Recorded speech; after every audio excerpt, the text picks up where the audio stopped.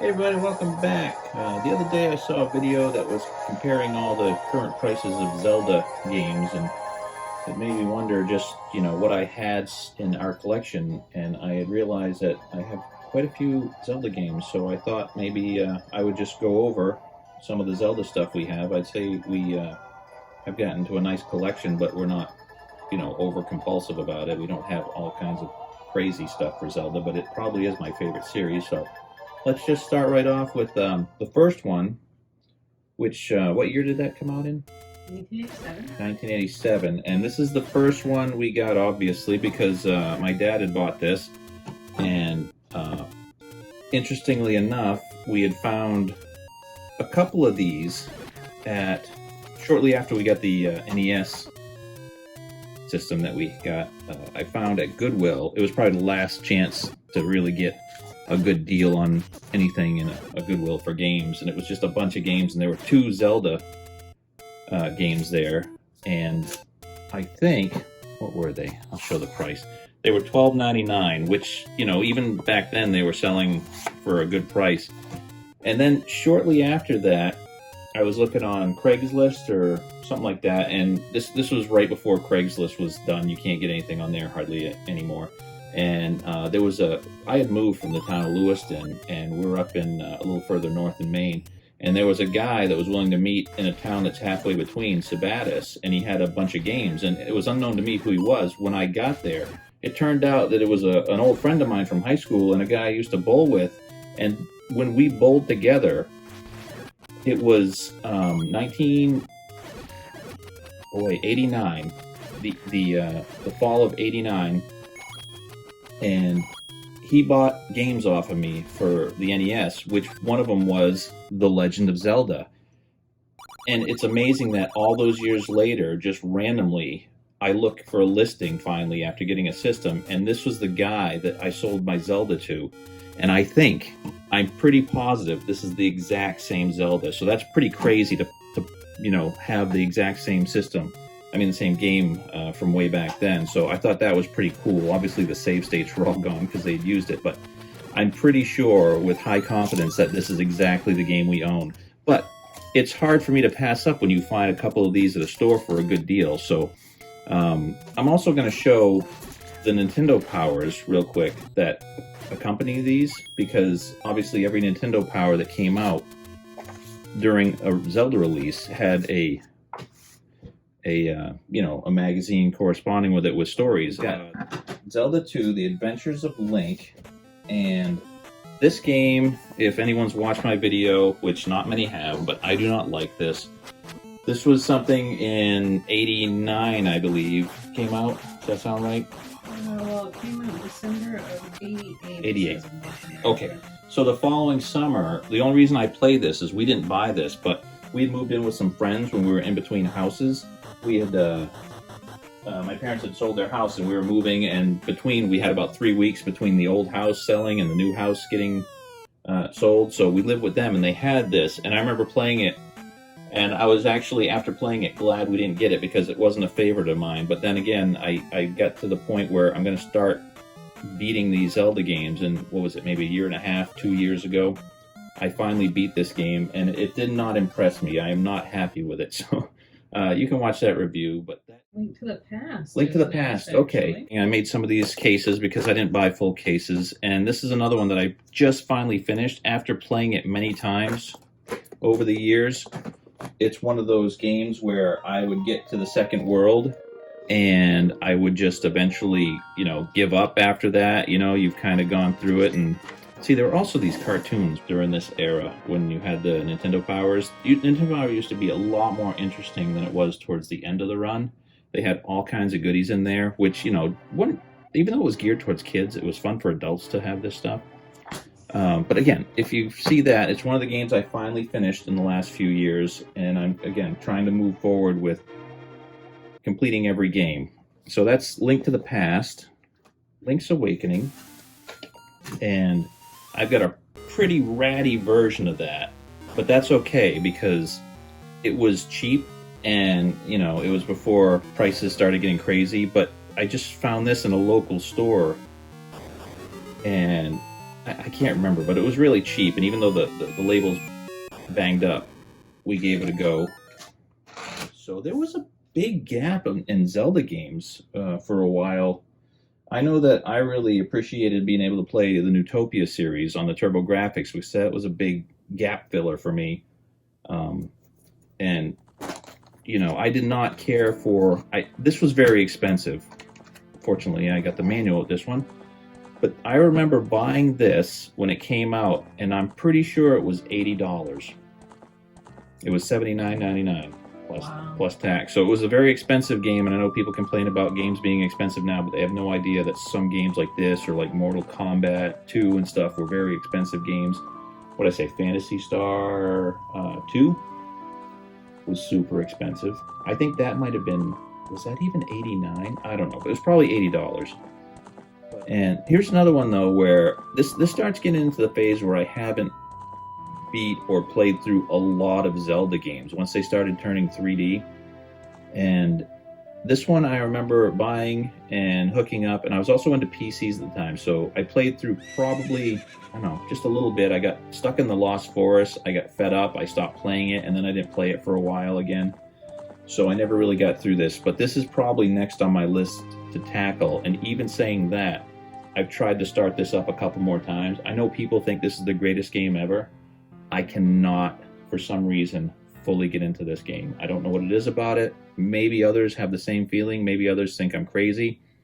But it just was not the game for me, and I just got to power through this one. It's on the 64, right? This is on the 64, yeah.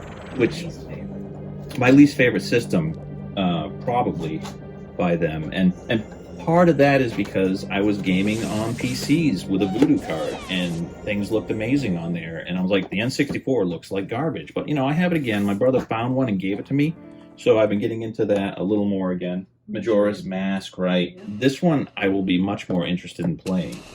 And why is that? Well, it's got this time-based mechanic, and it's very creepy. It's a very creepy kind of game. I wonder if the fold-out in this was... They always have a centerfold in these, but often it's not. That's not even a centerfold. It's just a bonus thing in there. So, but I don't think I have the manual for this one either. But this has, I don't know if you can see that, it's lenticular. I'm gonna try and not catch the light, and see if I can get this to focus a little bit up here. Might not be able to focus because but I will be very interested in playing this, which probably will force me to power through Ocarina of Time. And if I get stuck on that, I'm not going to just try and figure it out. I will look up something on Ocarina of Time to get through it in the fastest possible manner, so I can get onto this.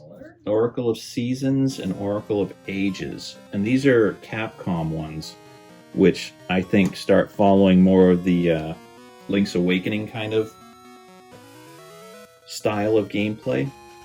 So these are supposed to be very fun. I look very much forward to playing these, and they're probably not too long. I'm guessing they're probably 25 hours of gameplay. So, just chipping away at these would probably be pretty fun. Let me see if there's any goodies in here. So they got a whole center thing where they're showing you the gameplay, and they probably, there's a small map on there and everything. So, and I might even use these to go through the first parts of it to get, moving along before I use any help files. I generally don't like to use help files, but there's a few games that I'm gonna. This might not be it, because I probably will be able to figure these out pretty easy. So that is Oracle of Ages and Oracle of Seasons. I don't know which one's better. So, this is when I started getting back into gaming again on consoles, when the GameCube came out, because we played, we got it for Animal Crossings initially. And what's interesting is Animal Crossings, if anyone knows this, there is NES games in there, and you can actually you have to have an action replay to do it. And I got one of those. I bought a lot of games on eBay, and the action replay just happened to come inside of it. And then I found out, like, oh, that has the codes built in to let you access, like, Punch Out and Zelda. So I've activated those. I got a video up showing how I activated those. So Animal Crossing is in here because that is a way to at least play the original Legend of Zelda if you want, and you've got the right utilities to actually make it happen. This is a great game.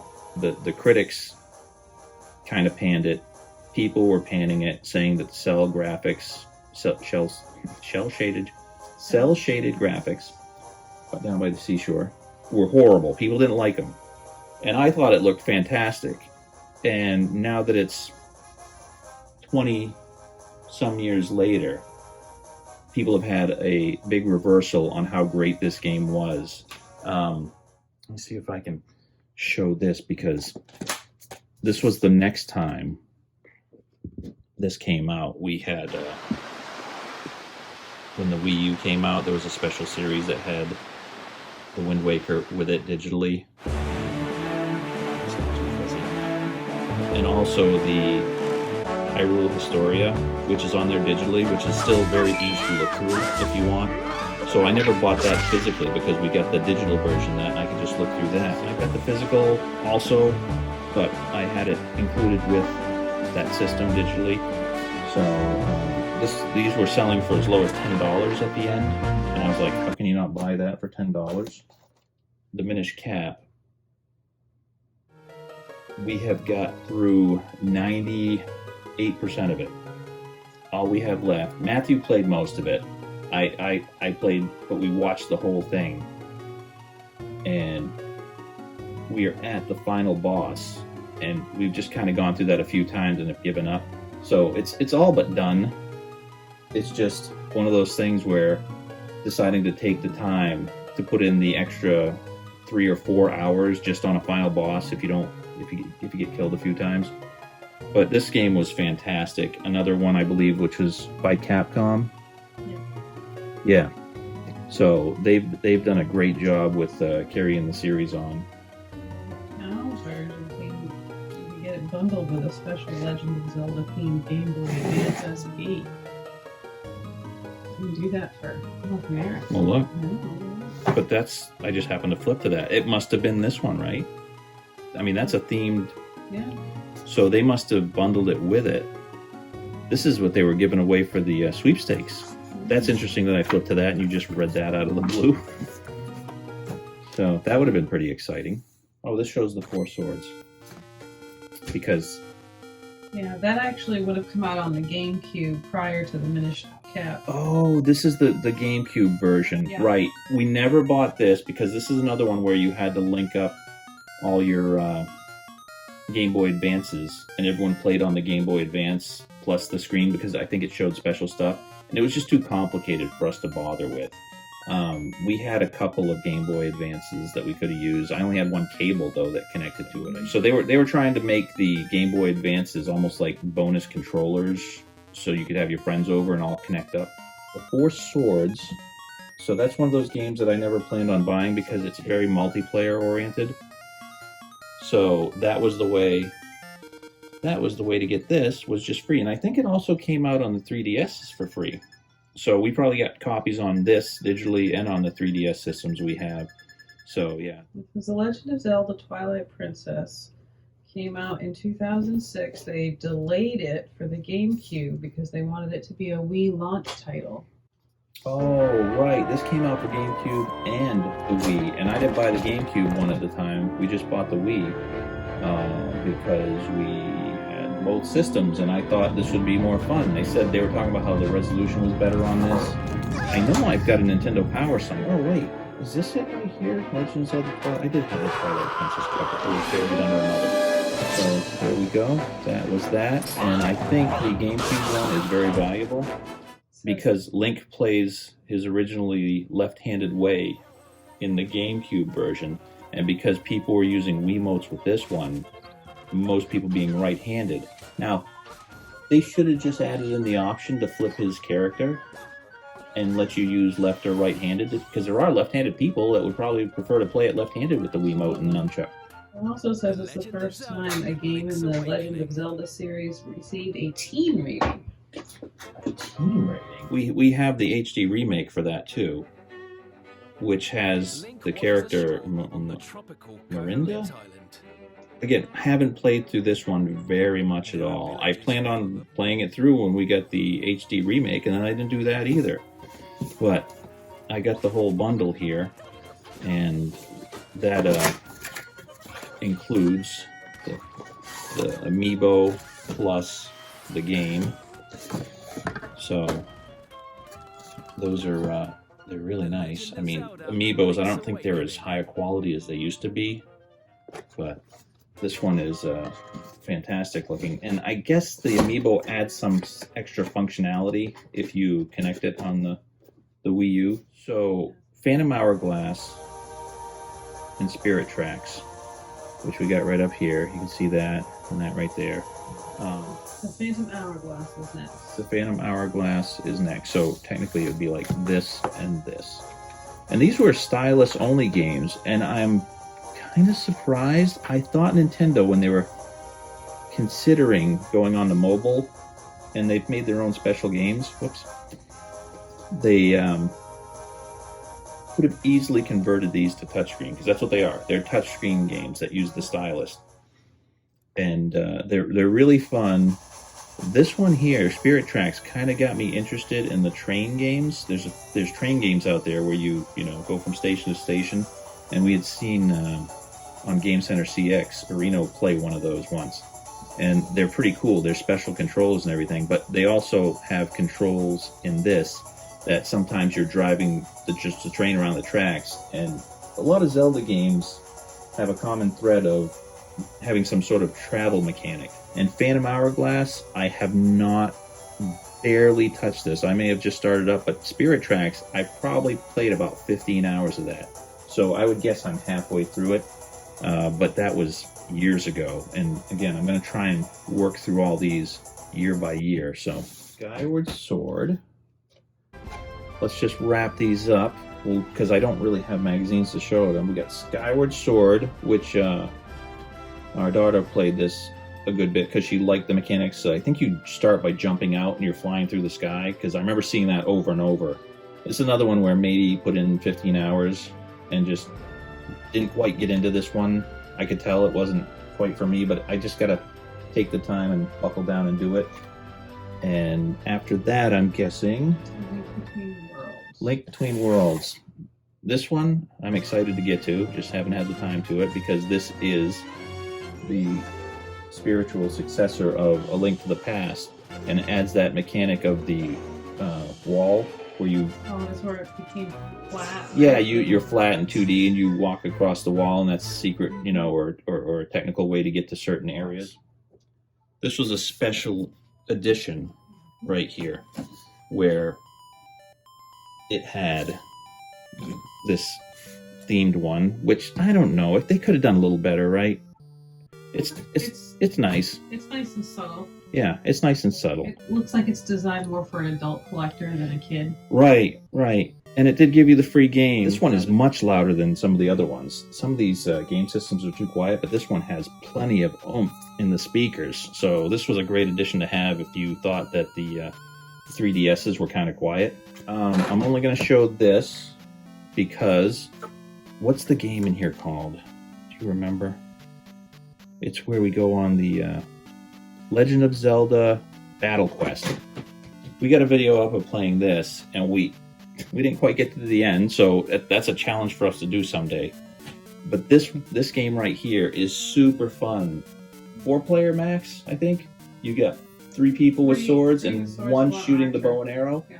Super fun game. Very underrated. I know there's other games that have kind of tied into Zelda, like is it Cadence of Hyrule? I don't know. It's the rhythm game that they did, and there's other things like that. But if you're looking for like a almost like a mini game or something, that is so fun.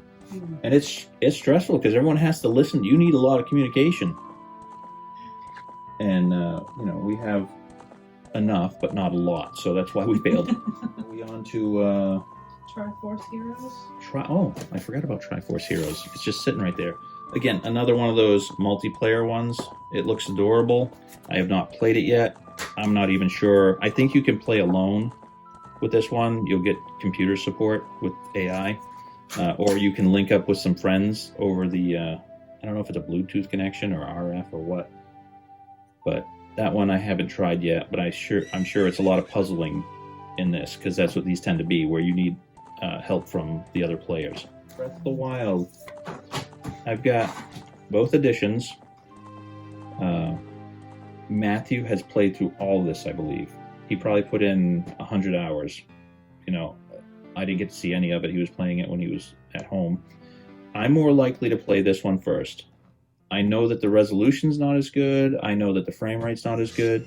But this has the controls on the Wii U gamepad, which people say are fantastic. So if I play through it, I'm going to play through this one first, and then this one second, way in the future, because I've got to play games that have a shorter time to them. I can't just play something that you can play for 200 hours. The open world's a little much. Right.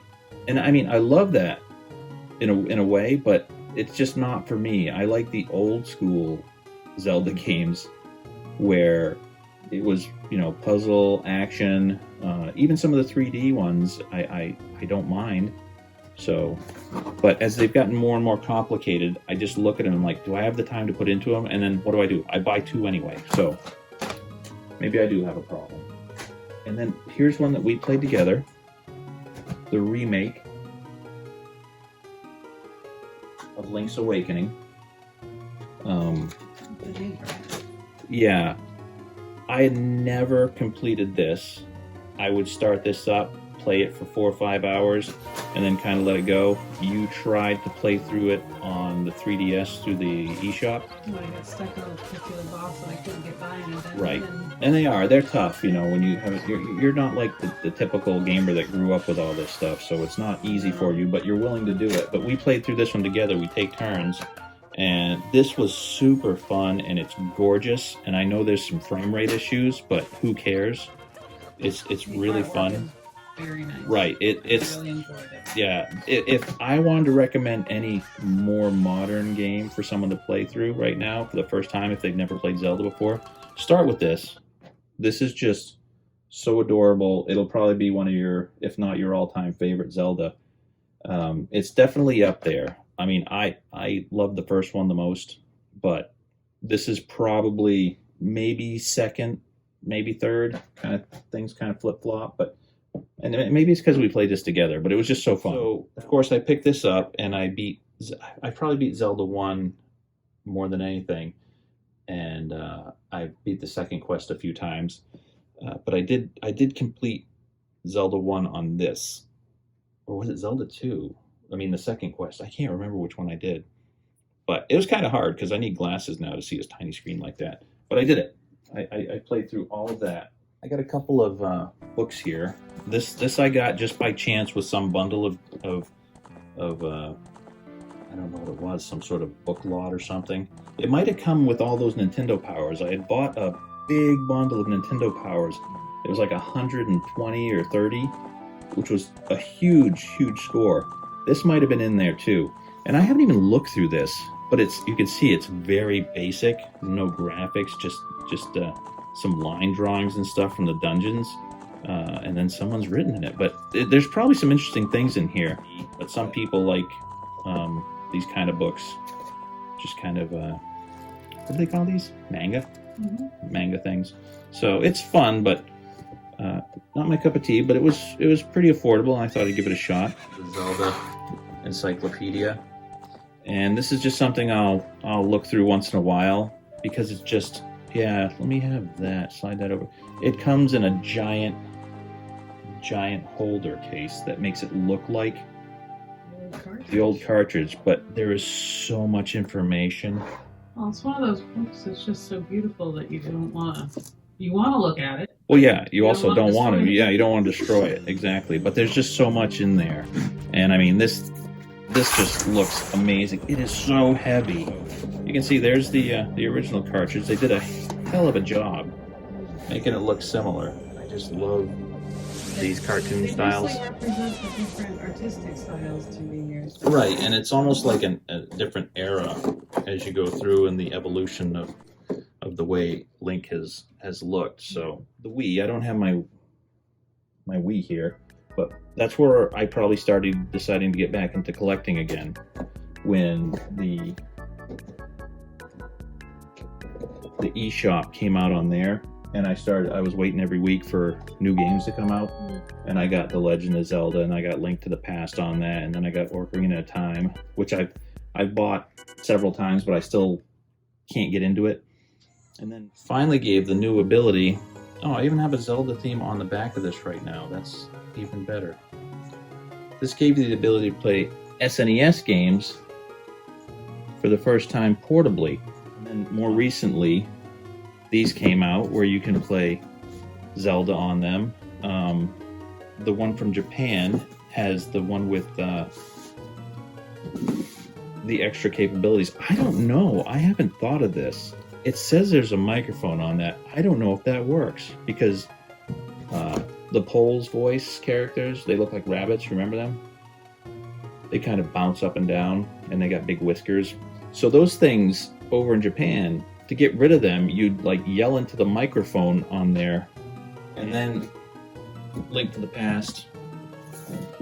And this one I didn't buy the Japanese one because I think the one from the UK had something better on there, but there's more ways to play Legend of Zelda than you can, shake a stick at. So that's pretty much it. And then we got these little cute guys. So that's the big collection. This has gone a while. I'll probably chop it down a bit so it's a little zippier, but thanks for checking this out. You let me know. I know there's other games out there that are in the Zelda world. Tell me if I'm missing something that you think I should play. I don't want to hear about the CDI games or the Philips CDI. Those are horrible. I've watched videos. That's more than enough to enjoy it. Just letting someone else suffer through them. So let me know in the comments what your favorite ones are. If there's any that you don't like, if you're like me and you prefer the old school 2D more than the 3D, or if you're the opposite, you like the 3D, or if you're younger and you couldn't imagine playing the older ones, but you love the open world, just let me know. And maybe you can persuade me to, change my mind about it. And maybe that's just it. I've got an old mindset and I need to, because I grew up with these, I need to change my mindset and just start enjoying things from a different perspective. So again, thanks for watching, and we'll see you next time. So long.